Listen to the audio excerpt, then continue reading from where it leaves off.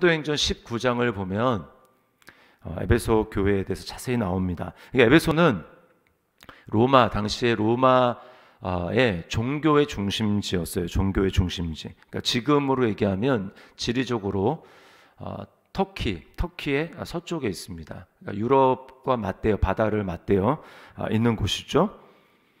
에베소에는 아르테미스 신전 있었습니다. 여신전이 있었고, 사람들은 스스로 사도행전 19장에 보면은 자기들을, 이 에베소 사람들은 신전직이다, 즉 신전을 지키는 그런 사람들이라고 생각을 했습니다. 그리고 그 안에는 우상 장사들이 굉장히 많았어요. 이 아르테미스 여신의 상을 조각한 크고 작은 그 우상들을 팔면서 그게 돈벌이가 되니까 팔았겠죠. 그런 사람들이 많이 있었습니다. 그러니까 굉장히 우상이 득세한 지역이었고, 그리고 그 당시에 우상을 섬기고 또 신전이 있다라는 것은 매우 음란한 도시였다라고 하는 것을 말해줍니다. 우상이 함께 섬겨지면서 거기에 음란한 행위들이 같이 따라가는 것이죠. 그리고 또 마술을 하는 사람들이 굉장히 많이 있었습니다. 마술을 하는 사람들, 굉장히 영적으로 혼탁하고 우상이 만연한 그런 도시가 바로 에베소였습니다. 그래서 바울 사도는 이제 에베소 이제 3장에 보면은 너희가 하나님 밖에 있었다. 2장도 그렇고 3장에도 보면 하나님 밖에 있었고 약속의 언약에 대해서는 외인이었다. 그리고 그런 사람들이었기 때문에 소망이 없는 사람들이었다라고 이야기를 합니다. 그러니까 왜 그렇습니까? 하나님을 하나님으로, 하나님을 왕으로, 하나님을 내 삶의 주인으로 인정하지 않고 우상을 섬기면서, 우상을 섬긴다라는 건 뭐예요? 내가 그 우상을 통제하는 것, 우상을 달래면서 결국은 내가 원하는 바를 이루는 것, 그것이 우상 숭배 아닙니까? 그러니까 결국은 자기 욕심을 섬기는 것이고 자기의 탐욕을 따라서 행하는 그런 사람들이었다라는 거예요. 그러니까 이런 사람들을 그냥 가만히 놔두면 어떻게 될까요? 가만히 놔두면 하나님을 하나님으로, 하나님을 왕으로 인정하지 않는 사람들이기 때문에 하나님의 진노 가운데 결국 형벌을 받아 영원한 멸망에 빠질 수밖에 없는 그런 사람들이라는 것입니다. 그러니까 이런 사람들이에요. 그리고 유대인들이 살아가던 이스라엘 지역과도 매우 먼 곳에 있는 것이 바로 이 에베소였습니다. 그러니까 여러분, 이들을 그냥 놔두면 어떻게 구원을 받을 수가 있겠습니까? 그런데 오늘 본문에 보면 다 은혜라고 이야기를 하는데 그 은혜가 어떻게 드러납니까? 하나님이 바울 한 사람을 예비하시는 것이죠. 바울 한 사람.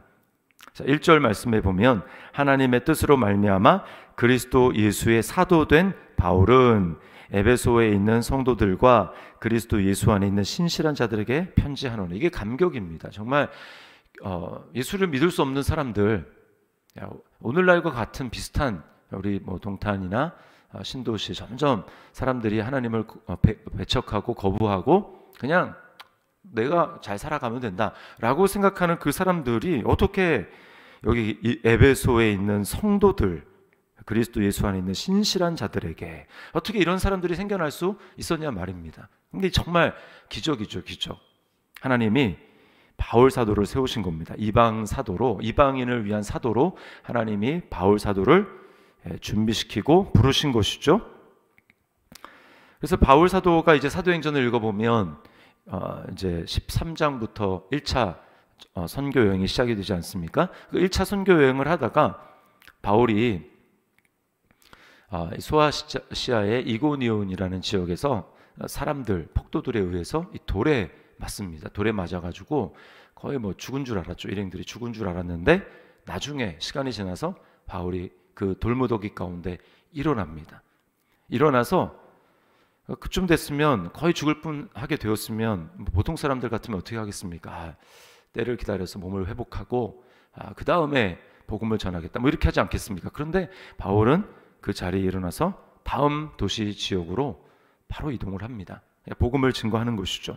그리고 그렇게 하다가 돌아와서 다시 이제 2차 선교 여행을 떠나게 되는데 그때 가게 된 곳이 이제 유럽을 가지 않습니까? 에베소를 건너서 빌립보 지역에 가게 되고 거기서 복음을 전하다가 또 귀신을 쫓아내고 그것 때문에 매질을 당하고 빌립보 감옥에 갇히게 됩니다. 며칠 동안 갇히게 되죠.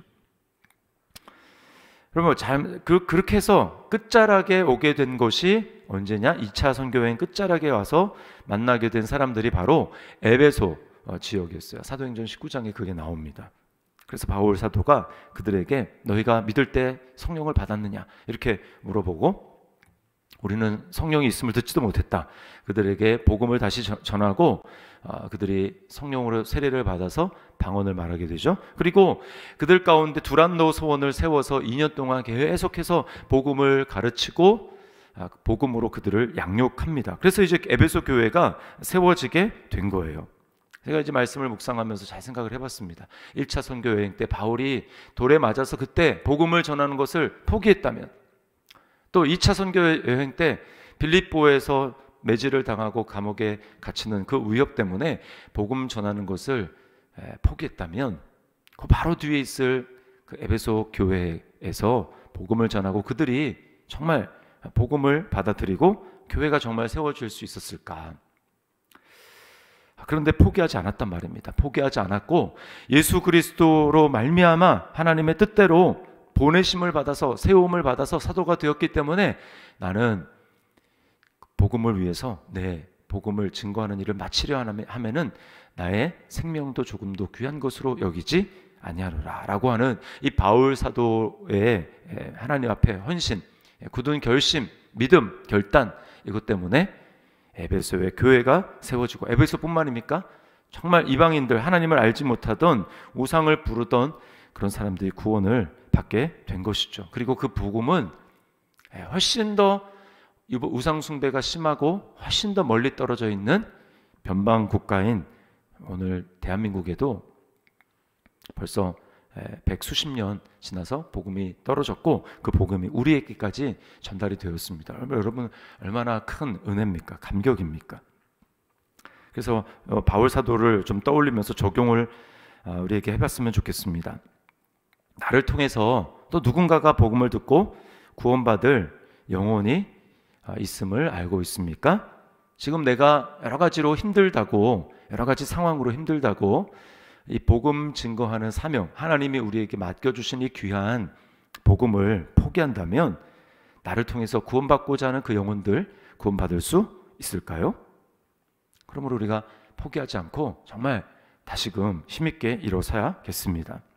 자, 이 하나님이 바울이 전한 복음을 통해서 에베소 교회에게, 에베소의 교회가 세워져 있고 그들이 성도라고 일컬음을 받게 되었는데, 결국 그들이 얻은 복이 무엇입니까? 3절 말씀해 보니까 이렇게 얘기하죠. 찬송하리로다 하나님 곧 우리 주 예수 그리스도의 아버지께서 그리스도 안에서 하늘에 속한 모든 신령한 복을 우리에게 주시되. 네. 그리스도 안에서 하늘에 속한 모든 신령한 복, 신령하다라는 건 영적이라는 거죠. 영적인 복을 우리에게 주셨다라는 것입니다. 하나님은 우리에게 진짜 복을 주시는데 그 복은 이 세상에 속한 썩어 없어지는, 잠깐 있다가 없어지는 그런 복이 아니라 없어지지 않는 하늘에 속한 복인데, 그것은 하나님 자신, 복의 근원이신 하나님 자신으로부터 흘러나오는, 하나님이 가지고 계시는 그 복을 우리에게 주시는 거예요. 그게 뭡니까? 구체적으로 5절 말씀에 보니까 그 기쁘신 뜻대로 우리를 예정하사 예수 그리스도로 말미암아 자기의 아들들이 되게 하셨으니, 자기의 아들들이 되게 하셨으니, 하나님의 아들과 딸, 하나님의 자녀들로 우리를 삼아 주셨다라는 것입니다. 여러분, 이게 우리는 너무나 자주 들어서 뭐 별거 아닌 것 같지만 이게 별게 아닌 게 아닙니다.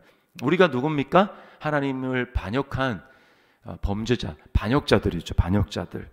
그리고 영적으로 봤을 때 우리는 하나님이 아버지가 아닌, 영적은 아버지가 없는 고아들, 버려진 그런 자들이었습니다. 버려진 자들, 불쌍한 사람들이죠. 그래서 우리를 하나님이 그 범죄한 그 죄의 대가를 물어서 우리를 심판하셔야 합니다. 그런데 하나님께서 우리를 심판하시는 것이 아니라 자기의 독생자, 하나밖에 없는 아들을 우리를 위해서 대신 내어주시고 그 모든 우리가 받아야 될 형벌을 아들이 대신, 하나님의 독생자 아들이 대신 다 받게 하셨습니다. 다 치르게 하셨어요. 죄의 대가를 다 치르게 하셨습니다. 그리고 우리 죄를 용서해 주셨어요. 형벌을 용서해 준 것만 해도 감사하지 않습니까? 그런데 그것이 아니라 하나님은 우리를 자기의 아들들로 삼으셨습니다. 자기 아들들로. 우리를 양자로 삼아 주셨어요. 우리에게 예수님을 믿을 때 그리스도의 영을 우리에게 부어 주셔서 로마서 말씀에 의하면 8장에 보면 우리를 양자형을 보내주셨다라고 합니다. 우리를 양자로 하나님의 아들로 입양시켜 주시는 그 영 성령님을 받아서 우리가 하나님을 뭐라고 부릅니까? 아빠, 아버지라고 부를 수 있는 그런 사람들이 됐어요. 여러분, 이게 가장 큰 특권입니다. 하나님의 자녀들이 되어서 하나님을 아빠, 아버지라고 부른다. 그러니까 예수님이 하나님의 아들이고 예수님이 하나님 자신 되었다라는 이 하나님이라는 그 사실 빼고 우리가 그리스도와 완전히 연합되어서 하나님은 우리를 보시되 그리스도처럼 보시고 우리를 그리스도처럼 대하시고 그리고 그리스도와 연합되어서 우리가 하나님이 되는 거 빼놓고 그 모든 것을 그리스도와 똑같이 우리가 누리며 살아갑니다. 하나님 나라를 유업으로 받고 그리고 마지막 때는 그리스도와 똑같은 영광스러운 몸으로 변하게 되어서 하나님 나라를 우리가 상속받아 그렇게 살아가는 것이죠. 이게 얼마나 큰 영광입니까? 이게 영광이죠. 그리고 또 감격적인 게 뭐냐면 이게 하나님이 우연히 된 계획이 아니라는 거예요. 4절 말씀해 보면 곧 창세 전에 그리스도 안에서 우리를 택하셨다라고 하고 5절에는 그 기쁘신 뜻대로 우리를 예정하셨다. 우리는 하나님을 생기기도 전에 우리가 모습이 형질이 조금이라도 생기기도 전에 우리는 한 번도 생각해 본 적이 없는 그때에 하나님은 이미 우리를 그리스도 안에서 선택하시고 예정하셨다라는 거예요. 그리고 여기 중요한 단어가 5절에 그 기쁘신 뜻대로입니다. 그 기쁘신 뜻대로. 4절에는 사랑 안에서. 이게 참 이해할 수 없는 거예요. 왜 하나님이 나에게 이런 은혜를 주시는가? 왜 하나님이 나를 구원하여 주셨나? 하나님이 어떻게 나를 하나님의 아들로 하나님의 딸로 그렇게 삼아주셨나? 왜 그렇게 하셨나? 우리 편에서는 답을 찾을 수 없습니다. 답을 찾을 수 없어요. 답을 할 수가 없습니다. 하나님 편에서만 찾을 수 있는데 그게 뭐냐면 내가 그렇게 하고 싶어서 했다. 내가 기쁘다. 내가 그게 기뻐서 그리고 내가 너를 사랑하기 때문에 그거 이유 딱 하나밖에 없다라는 거예요. 이게 얼마나 감사한 일입니까? 이유가 없어요. 우리 편에서는 이유가 없습니다. 그러니까 어떻게 해야 되겠습니까? 여러분, 이런 은혜를 우리가 받았는데 어떻게 해야 되겠습니까? 우리가 할 것은 딱 하나밖에 없어요. 6절 말씀에 이는 그가 사랑하시는 자 안에서 우리에게 거저 주시는 바 그의 은혜의 영광을 찬송하게 하려는 것이라. 여러분, 찬송은 또 다른 말로 하면 예배는 의무가 아닙니다. 의무가 아니고 이 놀라운 은혜, 거저 주신 이 놀라운 은혜가 영광이구나. 정말 세상의 영광과 비교할 수 없는 정말 하나님의 놀라운 영광이구나. 우리는 그 영광에 이를 수 없는 모든 사람이 죄를 범하였으면 하나님의 영광에 이를 수 없더니 그렇게 말한 존재였는데 우리는 영광 가운데 있으신 예수님이 이 땅에 영광스럽지 않은 우리 이 땅에 내려오시고 우리를 위해서 영광에 미치지 못하는 우리를 위해서 십자가에서 그 영광을 우리를 위해서 잃어버려 주셨기 때문에 우리가 그 영광을 얻게 된 거 아니겠습니까? 그러니까 그 값어치를 아는 사람, 그것이 얼마나 영광스러운 것인지를 아는 사람이 하나님 앞에 정말 어떻게 나에게 이런 설명할 수 없는 은혜를 주셨습니까? 라고 하는 그 반응으로서 하는 것이 예배고 그 반응으로 하는 것이 찬송이라는 거예요. 우리가 예배하는 모습을 보면 예배하는 우리의 마음의 태도를 보면 그 은혜를 이 영광을 어느 정도 깨달았는지를 알게 되는 것입니다. 왜 저 사람은 예배에 대해서 저렇게밖에 반응을 하지 못할까? 예배를 왜 이렇게 소홀히 여길까? 찬송을 하는데 왜 저런 모습으로 찬송할까? 그게 은혜를 깨달은 수준입니다. 그 은혜가 얼마나 영광스러운지를 깨닫는 그 반응으로서 나오는 것이 예배이기 때문에 그러한 거예요. 감격해서 우러나와서 드리는 것이 바로 찬송이고 예배입니다. 그러려면 우리가 복음을 깊이 알고 깨닫고 누려야 하는 것이죠. 우리에게 적용해 보겠습니다. 나는 그리스도 안에서 주신 하늘의 신령한 복을 깊이 알고 있습니까? 그리고 깊이 그 복음의 영광을 누리고 있습니까? 감격하여 찬송하고 있습니까? 그리고 그렇게 하기 위해서 복음을 더 깊이 알아가고 배워가고 있습니까? 오늘 이 말씀을 가지고 우리가 하나님 앞에 오늘 나를 구원하여 주신 그 주님, 나를 무더기 중에 하나로 불러주신 것이 아니라 우리의 이름을 불러서 창세전에 나를 그리스도 안에서 사랑하시고 기뻐하셔서 선택해 주신, 그래서 하늘의 신령한 복을 받게 해주신 하나님 밖에 있었던 우리를 복음이 정말 나에게까지 전수되어서 믿게 하여 주신 그 놀라운 그 은혜를 이 시간 우리가 하나님 앞에 기억하면서 감사하고 찬양하는 그런 시간이 됐으면 좋겠습니다.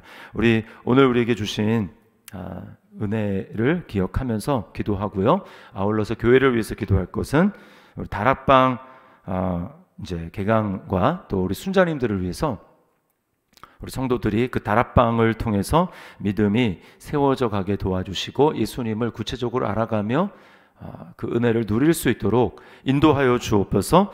또 우리 모든 순자님들을 하나님이 성령으로 충만하게 하여 주셔서 이 일들을 넉넉히 감당할 수 있도록 주여 은혜를 베풀어 주시옵소서. 우리 더시티 사랑의 교회가 이 하나님의 은혜를 누리고 그래서 감격해서 복음을 전파하고 자녀들에게 전수하는, 우리 주변의 사람들에게 복음을 전파하고 또 우리 가정의 자녀들에게 복음을 전수하는 진짜 은혜의 공동체가 되게 하여 주옵소서. 우리에게 부흥을 주시옵소서. 이를 위해서 세워주신 우리 모든 저를 비롯한 교육자들을 하나님께서 성령으로 충만하게 하여 주시옵소서. 우리 시간에 같이 한번 한 목소리로 우리에게 오늘 말씀해 주시는 은혜를 기억하며 또 교회를 위해서 함께 기도하다가 우리 돌아가도록 하겠습니다. 기도하겠습니다.